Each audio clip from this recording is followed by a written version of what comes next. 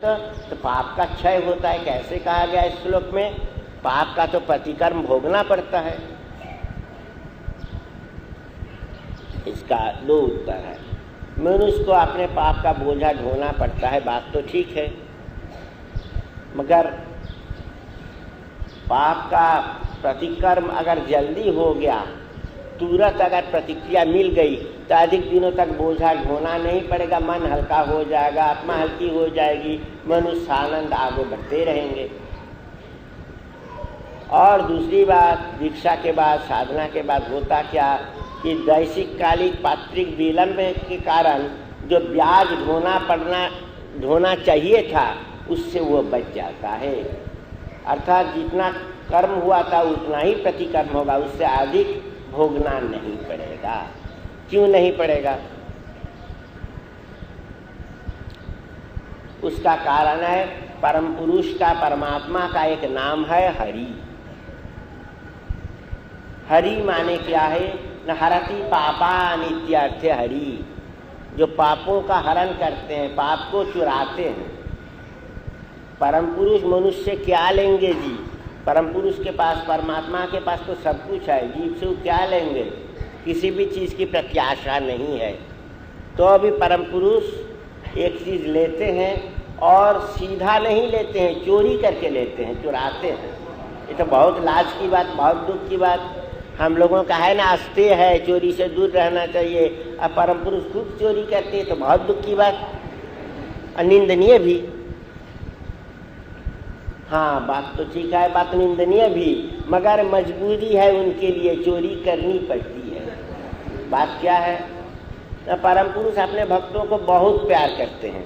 और देखो, दुनियावी मनुष्य, कोई छोटा पापी, कोई बड़ा पापी, एकदम पाप नहीं किया ऐसा मनुष्य तो पाना मुश्किल है।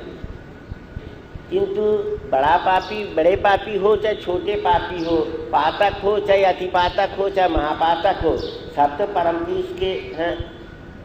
सब कोई तो परम पुरुष की गोद पे बैठे हुए हैं जी, कोई बाहरी आदमी तो नहीं है। तो पापी से पापी समाज जिन पर थूकता है, परम पुरुष के लिए वो भी घृणा का पात्र नहीं है। परम पुरुष के लिए वो भी तो प्यारे बेटे हैं, प्यारी बेटी है, इसलिए वो तो घृणा नहीं कर सकते हैं। और वो चाहेंगे कि सबकी तरक्की हो, बेटों की भी तरक्की हो, बेटियों की भी तरक्की हो। समाज कहेगा कि ये नारी है, इसको यह अधिकार नहीं मिलेगा, यह अधिकार नहीं मिलेगा, घर के भीतर बंद रहेगी, तरह तरह का विधान है समाज का। किंतु परम पुरुष के पास वो सब नहीं है। बेटा जितना प्यारा, बेटी उतनी ही प्यारी है। बाप जब छोटे बच्चे को गोद के लेके खिलाता है, उस वक्त बाप क्या कौन बेटा है और कौन बेटी है विचार करता है? नहीं करता है। बेटा भी जितना प्यारा, बेटे को भी गोद पे लेंगे, बेटी को भी लेंगे, दोनों समान। समाज है बदमाश, इसलिए नारी पर जुल्म करता है। बात यही है, परम पुरुष के विचार के अनुसार समान है। तो परम पुरुष के भक्त आज भक्त हो गए, मगर काल तक थे बहुत नीच, बहुत बड़े पापी। तो परम पुरुष भी तो सोचेंगे हमारा बेटा कैसे इस पाप से बाँचे, कैसे उस पाप से उन्हें परित्राण मिले, वो तो जरूर सोचेंगे। तो पिता का काम है कि बच्चों के भविष्य के संबंध में सोचना और भविष्य को बना देना। किंतु अगर परम पुरुष बोले कि देखो जी, तुमने जो पाप किया वो तो बहुत हिमालय के समान है, इतना बोझा ढोना तुम्हारे लिए तो बहुत मुश्किल है, तुम तो बच्चे हो, तो तुमसे बोझा का वजन अधिक है कि तुम कैसे ढोते रहोगे? अगर ढोना भी है एक जन्म में तो नहीं होगा, कई जन्म, कई हजार जन्म लग जाएगा। तुम्हारा पाप का बोझा इतना बड़ा है और इतना भारी है। तो तुम एक काम करो बेटे, तुम्हारा जो पाप है वो मुझको दे दो, मैं तुम्हारे पाप का बोझा ढोता रहूंगा, तुम दे दो। किंतु भक्त तो देना नहीं चाहेगा। भक्त बोलेगा नहीं नहीं नहीं, मेरे पाप का बोझा मैं ढोता रहूंगा, आपको क्यों दूंगा? आपको खिलाऊंगा, पिलाऊंगा, भजन सुनाऊंगा, नाचूंगा, यही सब करूंगा।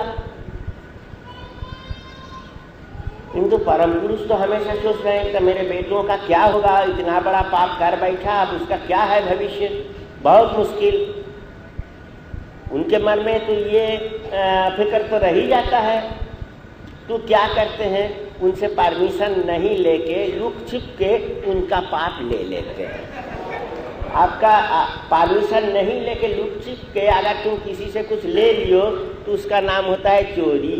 तो परम पुरुष तुमसे क्या चोरी करते हैं ना, तुम्हारे पाप को तुम्हारे बिना अनुमति के ले लेते हैं, इसलिए वो तो चोर हैं।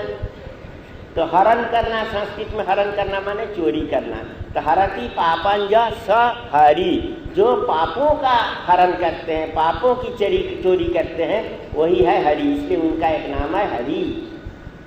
तो दीक्षा जो लिए, दीक्षा लिए माने परम पुरुष की शरण में आ गए, परमपिता की शरण में आ गए।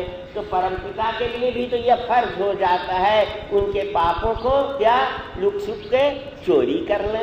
तो कुरियात पापक्षय तथा दीक्षा ले लेने का माने क्या है, उनका पाप का भी क्षय होता रहता है। इसलिए दीक्षा लेना हर बुद्धिमान मनुष्य के लिए, हर इंसान के लिए फर्ज है। इसलिए दीक्षा की इतनी महत्ता शास्त्र में कही गई है, बतलाई गई है।